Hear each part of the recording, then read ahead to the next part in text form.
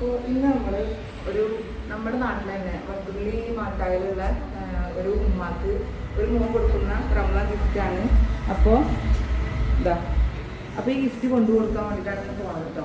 അപ്പോൾ ഒരു കാര്യം പറയാൻ വേണ്ടിയിട്ടാണ് ഈ വീഡിയോ ചെയ്യുന്നത്. ഇതേപോലെ ഒരുപാട് ഗിഫ്റ്റുകൾ കൊടുക്കുന്ന വീഡിയോ എല്ലാവരും കണ്ടിട്ടുണ്ടാവും. അപ്പോൾ എന്താ വെച്ച് കഴിഞ്ഞാൽ ഇതിൽ പരിശുദ്ധ ഖുർആനാണ്. അപ്പോൾ ഈ ഖുർആൻ കൊടുക്കുന്ന ആൾക്കും മുഴുവൻ വേണം.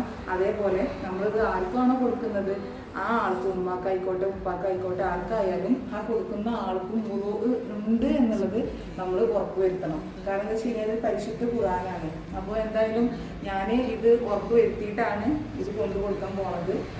ആൾക്ക് അറിയില്ല, പക്ഷെ ആൾ മുഴുവനുള്ള സമയമാണ് എന്നറിഞ്ഞ് നമ്മൾ വിളിച്ചന്വേഷിച്ചിട്ടാണ് നമ്മൾ കൊണ്ടുകൊടുക്കാൻ പോണത്. അപ്പോൾ എല്ലാവരും അതേപോലെ ചെയ്യുക. കാരണം ഇതൊരു പുണ്യമാക്കപ്പെട്ട ഒരു ഗിഫ്റ്റ് തന്നെയാണ് നമ്മൾ കൊടുക്കുന്നത്. പക്ഷേ അത് കൊടുക്കുമ്പോഴും അതിൻ്റെ മഹത്വത്തിലും ആ ഒരു രീതിയിൽ തന്നെ നമ്മൾ കൊടുക്കാൻ ശ്രമിക്കുന്നല്ല കൊടുക്കുക, അല്ലാതെ ആരും കൊടുക്കരുത്. കാരണം ഇത് പരിശുദ്ധ ഖുർആനാണ്, നമ്മൾ ബഹുമാനിക്കേണ്ടതാണ്. അതുപോലെ തൂക്കി പിടിച്ചിട്ട് കാലിൻ്റെ സൈഡിൽ കൂടെ തൂക്കി പിടിച്ച് കൊടുക്കുക, അല്ലെങ്കിൽ ആ ഒരു ബഹുമാനം ഇല്ലാതെ പോയത് ഒരിക്കലും നമ്മുടെ കയ്യിൽ തന്നെ ഉയർത്തി പിടിക്കേണ്ട ഒരു സാധനമാണ് ഖുർആനാണിത്. അതുകൊണ്ട് ഒരിക്കലും അതിൻ്റെ അളവില്ലാതെ ഒരിക്കലും ഈ ഒരു സമ്മാനം നമ്മൾ കൊടുക്കരുത്. അപ്പോൾ അടുത്ത വീഡിയോയിൽ ഗിഫ്റ്റ് കൊടുക്കുന്നത് കാണാം കേട്ടോ. ഓക്കെ.